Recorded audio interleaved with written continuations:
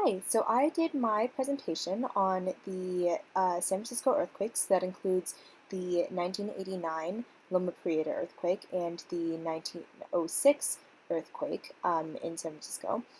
And what I did was I went to the California Academy of Sciences, which is located in San Francisco, California, and they have an exhibit there called the Shake House, in which they simulate the shaking that happened, or the earthquake that happened, in both the 1989 and 1906 earthquakes. So I'll hopefully be able to show some of you who have never experienced an earthquake a little bit of what it's like to be in an earthquake. Now, of course, it's, better to actually be present at the Shake House, and I can't fully show the effect through the video, but like I said, I'll hopefully be able to kind of show a little bit of what it's like.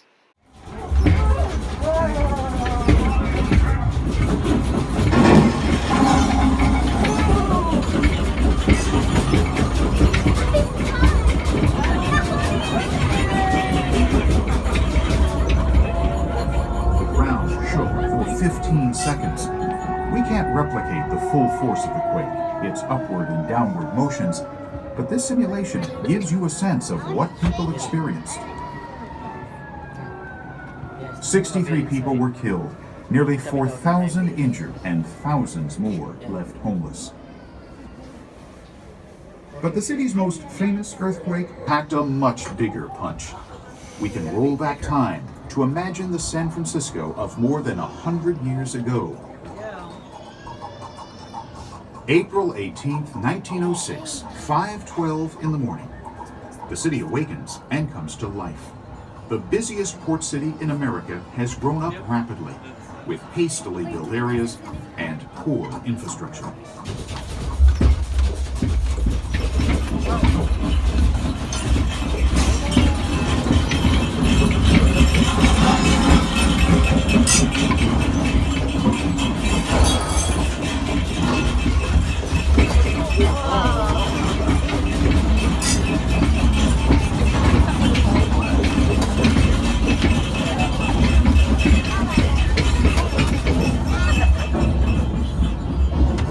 The entire event lasted more than 90 seconds, 3 times longer than you're experiencing here.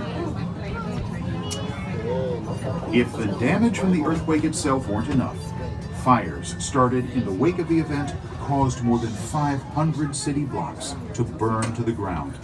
More than 3,000 people died in the 1906 earthquake and fire. Okay, so I'm at the intersection of Beach and Divisadero, if you can see the signs over there. And this is where a major gas line ruptured during the 1989 Loma Prieta earthquake. And it caused a huge fire in the Marina District. So I'll show a picture of the damage. So this is an image of Beach and Divisadero from 1989 after the fire, and as you can see, it basically just exploded this house where the gas line leaked, and you can juxtapose that against my previous video taken in exactly the same place. I also have a picture of one of the houses around here that had collapsed on its structural supports because of the ground underneath all of the Marina District is landfill. And because it's landfill, it's susceptible to a lot of soil liquefaction during earthquakes. So I'm not sure exactly which house it is. It could be either this one, or this one, because these were all rebuilt after the 1989 earthquake. But on one of these corners, the entire structure had collapsed on top of this garage because the supports weren't strong enough because the soil had liquefied underneath it. So this is the picture that I found of the I said house in the video, but it's actually an apartment building. The apartment building that had collapsed because all of the soil underneath had basically just slid. And there are tons of pictures out there like this that are from the Marina District, where it looks like the entire house is just slanting kind of to the left because it's true. All of the land underneath just kind of slid to the right.